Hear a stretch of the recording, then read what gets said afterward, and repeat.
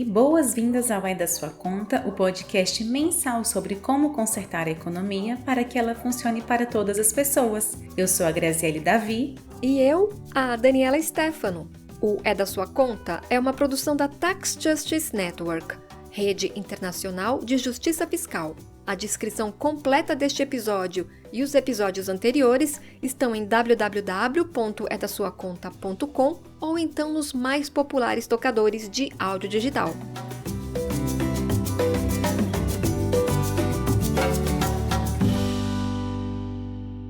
O paraíso fiscal, chamado FIFA, o antidemocrático Catar, que também é um paraíso fiscal, e o mercado de apostas esportivas estão no episódio 43 do É da Sua Conta.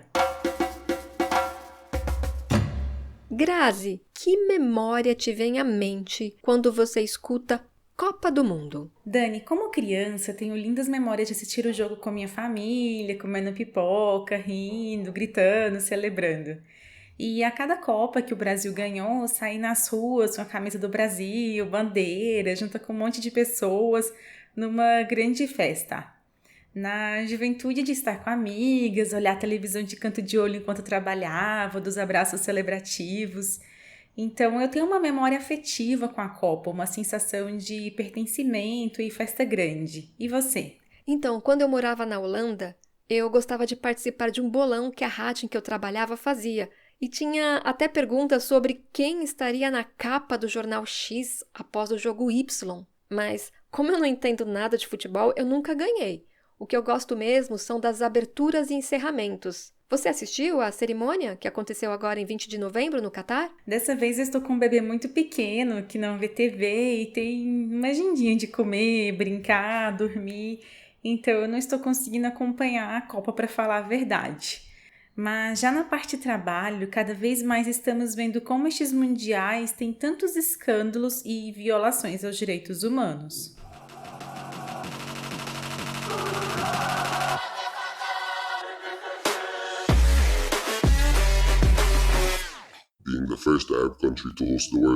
O Catar decidiu que ser o primeiro país árabe a receber uma Copa do Mundo como ótima forma de proporcionar um grande espetáculo para os seus cidadãos, obter algum soft power e de gastar o dinheiro extra que possui e que não é usado de maneira produtiva dentro da própria economia. Este é o Alessar, nome fictício de um escritor e pesquisador em política e economia no Oriente Médio que, por questões de segurança, prefere se manter no anonimato. Uma das injustiças e violação de direitos humanos desta Copa do Mundo no Catar está relacionada às condições trabalhistas. A Human Rights Watch e a Anistia Internacional foram algumas das organizações de direitos humanos que denunciaram as mortes de pelo menos 6.500 trabalhadores imigrantes enquanto construíam estádios de futebol no Catar. Bom, a maioria das pessoas que vive nesse país é imigrante, atraída pela possibilidade de fazer fortuna. E essa imigração para o Catar e para os demais países do Golfo Pérsico tem a ver com a riqueza gerada pela exploração dos combustíveis fósseis. Qatar and the majority of the Gulf states are rentier states. O Catar e a maioria dos estados do Golfo são rentistas. Nas economias rentistas, o Estado extrai as receitas, como a renda do petróleo ou gás, e constrói uma economia em torno dessa renda e através das suas despesas. Assim, a descoberta de petróleo nestes países deu aos clãs governantes, aos emires, muito poder e muitos rendimentos que não eram contestados por ninguém. Eles não precisavam cobrar impostos dos seus súditos. E com tão poucos habitantes, era fácil construir estados de bem-estar social, mas sempre precisavam de mão de obra, que são importadas de países como Líbano, Síria, Palestina, Jordânia, Egito, Índia, Paquistão e Bangladesh. India, Pakistan, Bangladesh. E nessas sociedades tem dois grupos de pessoas que vivem em mundos completamente diferentes. Most of the Gulfs you have like a Nordic welfare state for the citizen. A maior parte dos estados do Golfo possui uma espécie de sociedade dividida. De um lado, um estado de bem-estar nórdico para os cidadãos, e do outro, um inferno capitalista sem lei para os imigrantes, com muito poucos direitos, muito poucas garantias e basicamente sujeitos à deportação no momento em que se queixam. Ter a cidadania de um dos países do Golfo significa, por exemplo, acessar programas de bolsas para estudar na Europa e utilizar o sistema de saúde gratuito ou subsidiado pelo Estado. Acontece que o bem-estar social não está disponível para quem é imigrante e vive ali apenas para trabalhar. Infelizmente, o que se noticiou sobre as condições de trabalho imigrante no Catar para a construção de estádios em preparação à Copa do Mundo é apenas a ponta do iceberg das violações de direitos. I was in a trip in one of the Gulf countries and they were discussing improvements to labor conditions there. Eu estive em um dos países do Golfo onde se discutia a melhoria das condições de trabalho devido ao número relativamente elevado de pessoas que morreram durante os preparativos para a Copa do Mundo. Decidiram que nos dias em que a temperatura estiver maior do que 48 graus, os imigrantes trabalhadores da construção civil teriam horário de almoço entre 11 da manhã e 1 da tarde. E o fato de fazerem isso só agora é um desastre, porque quando faz mais de 50 graus e se está num dos lugares mais quentes e áridos do planeta, não se pode trabalhar por muito tempo sem correr o risco de morrer por insolação. Isso só mostra que cidadãos ou a estrutura estatal de Catar nem se importava que as pessoas estavam trabalhando e sofrendo sob o terrível calor, porque os catarianos jamais trabalhariam nessas condições. Because the average citizen would never work in that condition. O Alessar contou também que a desigualdade entre nacionais e imigrantes aumentou na região desde a guerra no Iraque em 2003. E os Emirados fazem o que querem com os trabalhadores, já que agora há mais pessoas em busca de trabalho.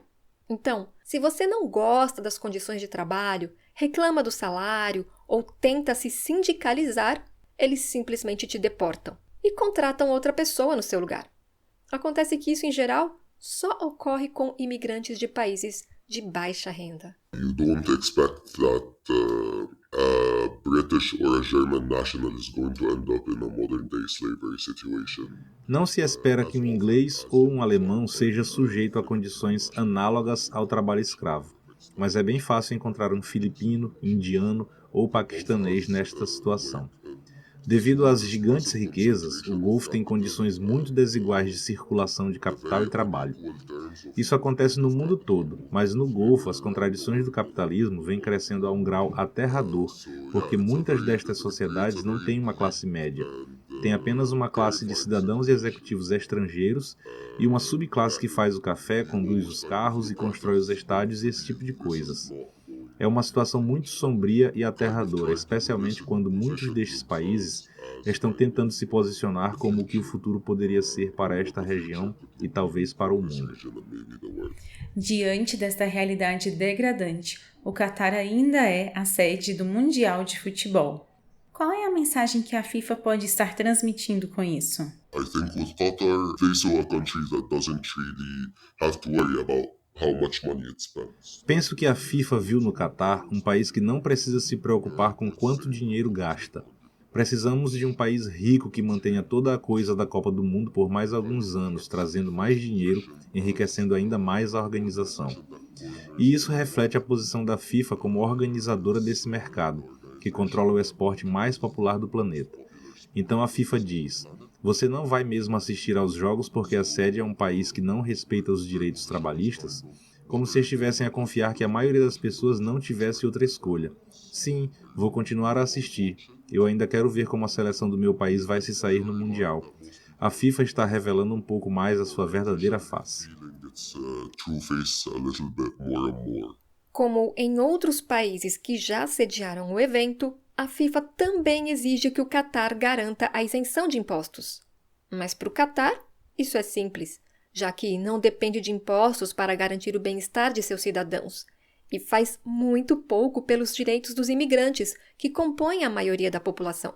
There is kind of a general joke of why do we even need to involve the citizens in any? Tem uma piada por aqui que é assim: para que a gente vai envolver os cidadãos e incomodá-los com impostos ou em como vamos gastar estas receitas? Nós já recebemos muito mais do que precisaríamos com o petróleo ou, no caso do Catar, com o gás. Em geral, a ideia de pagar impostos significa que os cidadãos estejam mais envolvidos nas decisões. E em se tratando de uma monarquia absolutista, Você não quer que as pessoas se envolvam. Absolute monarchy really don't want to do that. Os Emirados são monarquias absolutistas, como se o feudalismo ainda fosse a ordem política na qual um rei ou um emir manda em tudo.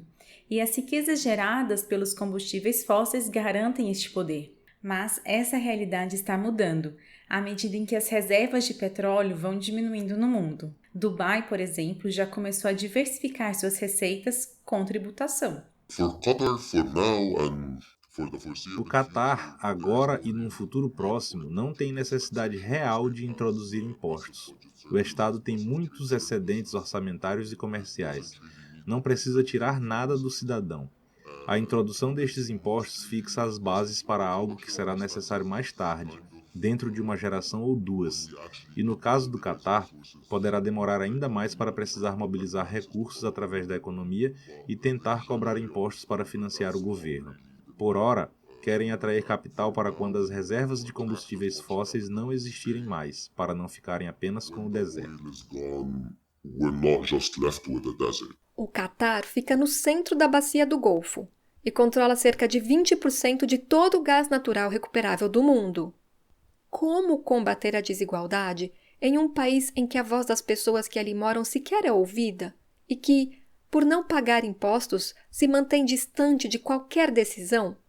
E o que acontece com quem pensa diferente do emir ou do rei? A lot of these states have also Muitos destes estados utilizam suas riquezas para construir sistemas de segurança e vigilância muito fortes e eficientes contra qualquer oposição. any form of opposition in these countries. E com relação à questão tributária, o que pode ser feito? Because cases like Qatar and the Gulf reveals is that Casos como o de Catar e Golfo revelam que impostos estão sendo cobrados de maneira competitiva para atrair capital.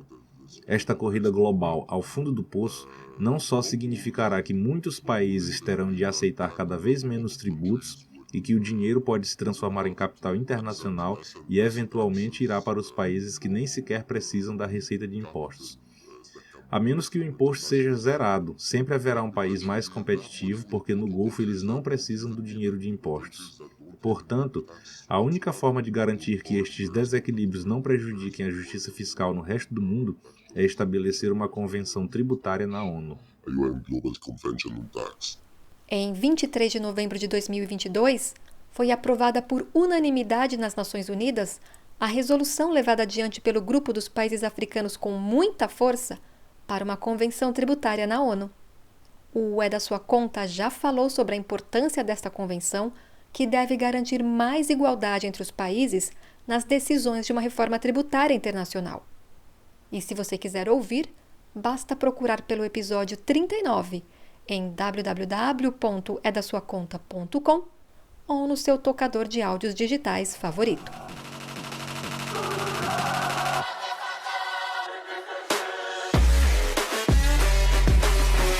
O processo de seleção de um país para sediar a Copa do Mundo é bastante disputado, e são diversas as exigências ou garantias que a FIFA impõe aos países que estão sendo autorizados a sediar uma Copa do Mundo.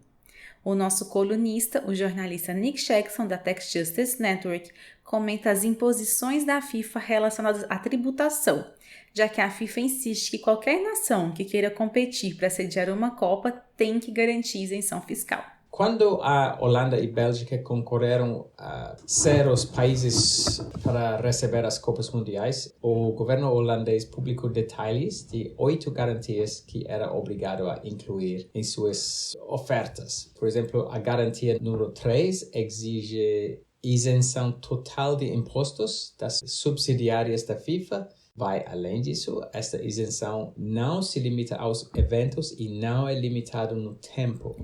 E o que está incluso nessas isenções, Nick? Todas as receitas, os lucros, despesas, custos, investimentos e todo e qualquer tipo de pagamento em dinheiro ou não, inclusive através de bens ou serviços, créditos, outras entregas, pedidos, remessas feitas por ou para a FIFA, assim por diante. Na Copa do Mundo do Brasil, em 2014, foi assim também, com muitas exigências de isenção fiscal por parte da FIFA.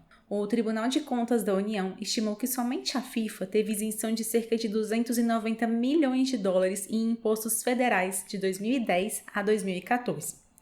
Se fosse acrescentado o Imposto Estadual sobre Bens e Consumos, o ICMS, esse valor seria muito maior, já que é um dos impostos que mais arrecada no país.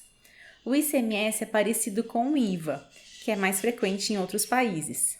Uma comparação, por exemplo, com a Alemanha, que essa sim foi possível arrecadar algum tipo de imposto sobre os prêmios, sobre os jogadores, sobre as entradas, por exemplo, nos estádios. O Brasil não teve isso, né? Essa é a Marilene de Paula, coordenadora de programas da Fundação Ball, que realizou um estudo sobre a Copa do Mundo no Brasil. O link para o estudo está na descrição deste episódio. Marilene, por que a Alemanha conseguiu realizar essas tributações e o Brasil não? Eu acho que tem a ver com as assimetrias norte e sul e essa máquina de fazer dinheiro, né, que é a FIFA, né? No Brasil, naquela ocasião, ela foi a Copa mais rentosa, né, para a FIFA, né? Ela conseguiu assim, um lucro absurdo e uma parte disso certamente vem dessas isenções tão amplas, né?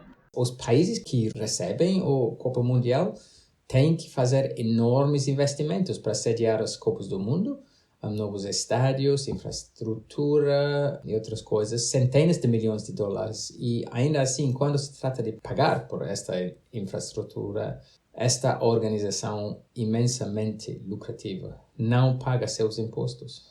Há 10 anos venho escrevendo sobre este status de paraíso fiscal da FIFA e ainda acho isso incrível. Nick, com uma década cobrindo a relação entre justiça fiscal e a FIFA, o que mais te impressiona? É realmente incrível que a FIFA pode colocar um paraíso fiscal ao redor de si, mesmo assim. De modo que, quando ela faz lucros enormes sediando uma Copa do Mundo, não tem que pagar impostos sobre esses lucros. Eu morava há alguns anos em Zurique, em Suíça, a apenas 5 minutos da caminhada da sede da FIFA. É absolutamente lindo por fora, esta sede da FIFA, e as pessoas que entraram nesta sede dizem que os acessórios são realmente extravagantes. É uma organização muito, muito rica. Está sediada na Suíça, um dos paraísos fiscais mais famosos do mundo. Nick, você disse que a FIFA é um paraíso fiscal. O que exatamente você quer dizer com isso? Como a FIFA, temos uma empresa que está essencialmente sediada em 2 paraísos fiscais. Primeiro, o paraíso fiscal que ajuda a escapar os impostos no país que a sedia, o Catar neste caso. E segundo, sua sede no paraíso fiscal na Suíça. Entre outras coisas, esse é um comportamento realmente ganancioso. Muitos poderiam chamá-lo imoral. Mas há também uma terceira coisa que eu acho incrível. Por que as pessoas aceitam isso?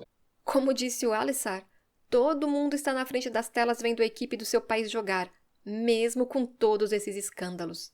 Por que a FIFA tem todo esse poder para criar o próprio paraíso fiscal onde quer que organize um Mundial, Nick? Resume basicamente ao fato de que existe apenas um fornecedor de Copas do Mundo de futebol, portanto, é um verdadeiro monopólio. A FIFA pode exercer seu poder de monopólio forçando pessoas e países e sistemas tributários a se curvarem às suas exigências. Não é como se os países pudessem dizer à FIFA, há 5 outras organizações perguntando se gostaríamos de sediar a Copa do Mundo e algumas destas estão dispostas a pagar muitos impostos sobre seus lucros.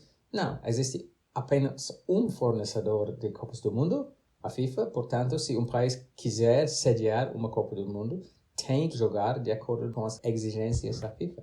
E esse poder da FIFA também gera uma corrida para baixo na tributação.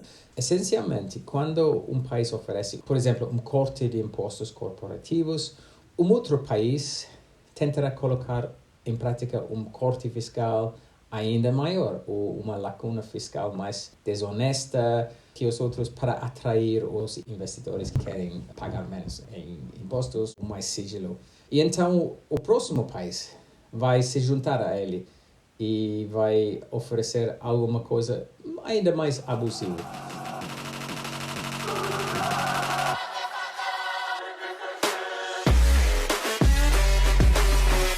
A Copa de Futebol no Catar também movimenta muito dinheiro na internet através dos sites de apostas esportivas, que é um mercado relativamente novo e pouco regulamentado. Bom, eu me chamo Pedro, tenho 27 anos e vou falar um pouco sobre as minhas experiências com apostas esportivas. Na verdade, eu sempre trabalhei com isso desde os meus 18 anos. Venho de uma família onde a gente sempre trabalhou com apostas esportivas. Hoje, além de trabalhar em um site de apostas, eu sou um apostador profissional. Apostadores profissionais trabalham muito com estatística, acompanham ao vivo jogos para fazerem as apostas. Então demanda muito estudo, muito trabalho. Eu também tenho um grupo de aposta onde as pessoas pagam para mim por mês um valor e eu envio as apostas que eu faço para mim. Elas simplesmente copiam as apostas no site e apostam nas contas delas. Existem os brokers, que são pessoas onde os investidores, trader, né, na verdade, colocam dinheiro para que eles possam trabalhar com o dinheiro da pessoa. Então tem vários segmentos. Oi, meu nome é Florência Lorenzo, eu sou pesquisadora da Tax Justice Network. Bom, eu acho que todo mundo que gosta de futebol, como é o meu caso e como eu acredito que seja o caso da maior parte da população brasileira, percebeu que de uns anos pra cá, toda vez que você vai assistir um jogo, quase sempre você tem propagandas que tem bet no nome, né? Que significa aposta em inglês. Florência, você está no início de uma pesquisa sobre o mercado de apostas desportivas. O que você já descobriu? E é sempre difícil ter uma noção muito clara do que esse mercado representa em termos da sua escala, em como ele está organizado, em parte pela natureza desse mercado, né? São empresas de serviços digitais, então isso gera um nível de complexidade maior, mas também porque a gente está tratando aqui de empresas multinacionais, um mercado emergente que é pouco regulamentado ainda, e que tem desafios de entender exatamente o que ele significa. E aqui eu acho que tem um ponto que não é particular desse mercado, mas que diz respeito a operações de empresas multinacionais como um todo, especificamente aquelas empresas que constroem suas operações através de paraísos fiscais, que é muito difícil ter uma imagem completa de como ele está distribuído, né? E nesse sentido, dentro da Tax Justice Network, a gente defende sempre a ideia que as empresas multinacionais, e aqui pensando, por exemplo, nessas empresas que são casos de apostas deportivas online, elas deveriam ser obrigadas a divulgar, idealmente de forma pública, né, para que todo mundo possa entender melhor, os relatórios de país por país de onde elas estão operando. No caso brasileiro, por exemplo, um decreto de 2018 do então presidente Michel Temer liberou as apostas online desde que as empresas não tivessem sede no Brasil. Muitos dos paraísos fiscais abrigam essas empresas. Quando o decreto foi publicado, ficou definido que a regulamentação deste mercado deveria acontecer até o fim de 2022, o que ainda não aconteceu. Florência, quais são os problemas das empresas de apostas que atuam no Brasil estarem registradas em paraísos fiscais, para além da questão tributária? É que eles também possibilitam levar a cabo atividades que determinadas sociedades antes haviam decidido que eram ou ilegais ou não desejáveis, enfim, que por um motivo ou outro não estavam regularizadas na sociedade. Os paraísos fiscais podem abrigar o dinheiro de criminosos do tráfico de pessoas, por exemplo. Mas eles também criam uma série de outras dinâmicas sociais que os governos eventualmente vão ter que lidar, né? Só para mencionar duas dessas dimensões, a gente pode falar, por um lado, a questão do vício. O vício pela aposta não é um problema de natureza individual, não tem a ver com a índole de uma pessoa. Ele é um problema social, porque ele afeta famílias, ele afeta todo tipo de dinâmica social, né? Mas também tem outras questões relacionadas à integridade das práticas deportivas. E aí, se a gente fala especificamente de ligas menores, tem vários casos muito famosos de manipulação que, se bem as plataformas de apostas não necessariamente estão fazendo essa manipulação, elas estão criando ferramentas que possibilitam essa manipulação, né? Porque muitas vezes você aposta num time que vai perder, se é uma liga pequena, a possibilidade de mudar o resultado pode estar relacionada a uma escala muito grande de dinheiro, né?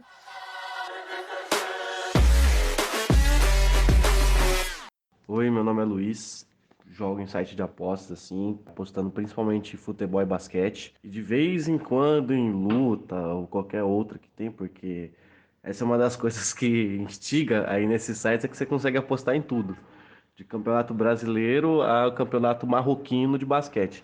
Para entrar no site tem que dar um valor mínimo no Pix, R$ 30, se eu não me engano. Coloquei o dinheiro, fui apostando R$ 5 ali, R$ 5 ali. Em odds, odds é o valor que você ganha de um para quanto de cada aposta. Comecei a ganhar um dinheiro, só que assim, eu apostava em jogos que na teoria eram fáceis de saber o resultado, que é uma odd baixa. Apostava 5, vinha 7. E aí que vem o outro processo que instiga você a apostar mais no site, que ele te dá opções para apostar não só em resultado, mas, por exemplo, num jogo de futebol, ele te dá a opção de apostar em qual jogador vai fazer gol, qual jogador vai fazer gol primeiro, quantos escanteios vai ter na partida, quantos cartões e assim por diante. Ele te dá vários tipos de aposta. Mas é aquela coisa, você consegue tirar dinheiro com o site? Consegue tirar dinheiro com o site, mas tem que manter o pé no chão e tem que ter um estudo em cima disso. Não pode simplesmente apostar por apostar. E assim, a adrenalina de apostar é muito legal também, e ver dando certo incentiva bastante, tá? Então não é algo que eu recomendo para quem só quer apostar e não acompanha. Tem que acompanhar porque senão você se perde muito no jogo e pode acabar tendo problemas para isso, tá? É, a não regulamentação faz com que os apostadores fiquem reféns das regras de países onde as empresas de aposta estão sediadas. E se um site não paga uma dívida, por exemplo, o apostador precisa recorrer a um tribunal no país onde a empresa está sediada. Mas outra questão que vem aparecendo é que as apostas esportivas virtuais está causando dependência em muitas pessoas. É um mercado que movimenta muito dinheiro. A previsão é que até 2026 o montante anual chegue a 3 bilhões e 300 milhões de dólares só no Brasil. Assim, se uma pequena porcentagem desse valor fosse para a tributação, de que forma esse dinheiro poderia contribuir na garantia dos direitos dos apostadores e para a sociedade como um todo? Tem experiências em outros setores da economia de usar a tributação para dissuadir determinado consumo ou prática, como, por exemplo, o que a gente fala dos impostos sobre consumo de tabaco ou os impostos sobre consumo de bebidas açucaradas, que é o que a gente normalmente trata como o papel dos impostos como ferramenta para reprecificar, né? O outro ponto que eu acho também central é a ideia de que os impostos podem ajudar a financiar serviços públicos que, dadas essas transformações sociais que essas novas plataformas trazem, tanto estritamente no âmbito do esporte em si, então criar novas ferramentas para garantir que os esportes conseguem acontecer de forma íntegra, mas também pensando questões relacionadas à saúde mental como o vício, os impostos são uma fonte fundamental para financiar esse tipo de serviço público, que é a única forma de garantir que, eventualmente, esses riscos novos não se transformem necessariamente em crises sociais.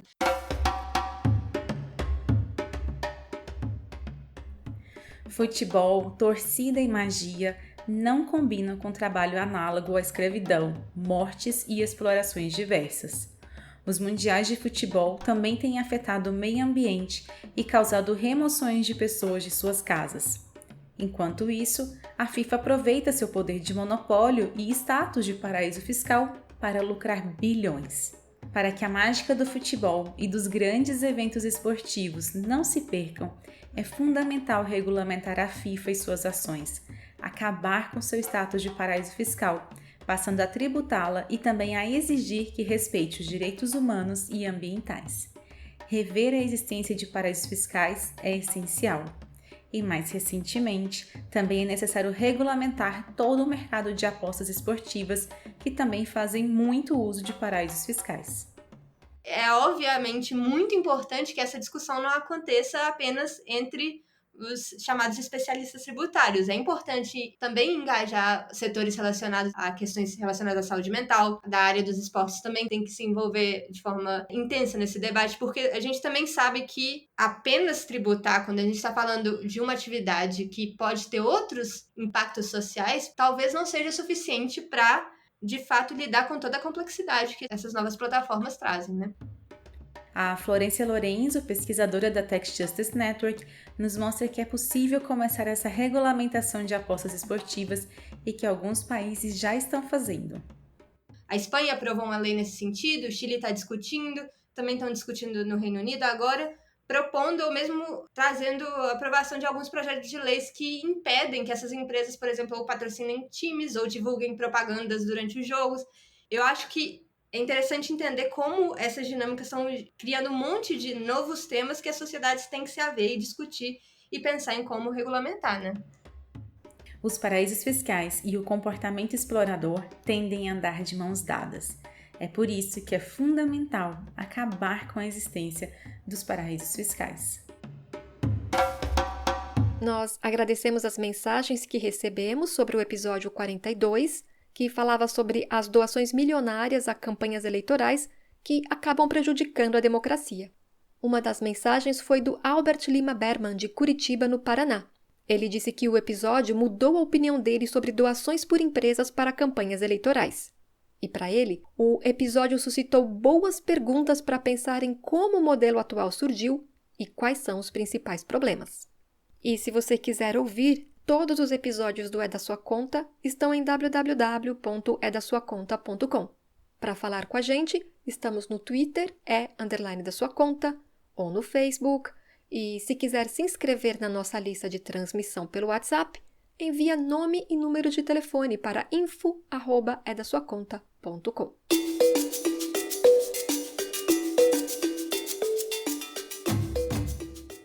O É da Sua Conta é coordenado por Naomi Fowler. A produção desta edição é de Daniela Stefano e minha, Graziele Davi. Um abraço e até o próximo! Um abraço e até o próximo, que será na última quinta-feira antes do Natal.